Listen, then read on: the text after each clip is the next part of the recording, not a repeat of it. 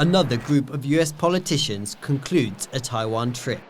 The bipartisan delegation calling in on Thanksgiving weekend saw both Taiwan and the US reveling in the warmest ties in decades. After meeting with President Tsai Ing-wen and the foreign minister, the delegation took a tour of a self-driving vehicle facility.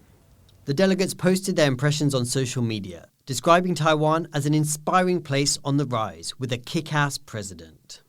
Beijing had sought to disrupt the visit, with warnings ahead of the delegates' departure. One representative tweeted, "When news broke of our visit to Taiwan, China's embassy demanded we cancel the trip. We didn't." And from across the strait, a predictably irritable response from Beijing. 我们奉劝美方一些人不要打台湾牌，因为这是一张臭牌、死牌，肯定打不赢，必定要撞南墙，自食恶果。 It's the second visit to Taiwan by US politicians this month.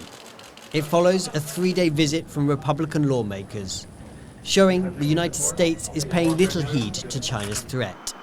Other Democratic allies are also calling out what they see as the aggressor in the region, despite Beijing's claims it's committed to peace and stability. Revelations that a Chinese military ship had sailed close to Australia in August prompted this response from the defence minister at a press event. And yet we bear witness to a significant disconnect between the words and the actions, between the rhetoric and the well-known reality. Along with peoples of the Indo-Pacific and the world, Australians have watched, and we've watched very closely, as the Chinese government has engaged in increasingly alarming activities. For Taiwan, it is clear that a bellicose neighbour should not get in the way of forging friendships with international allies.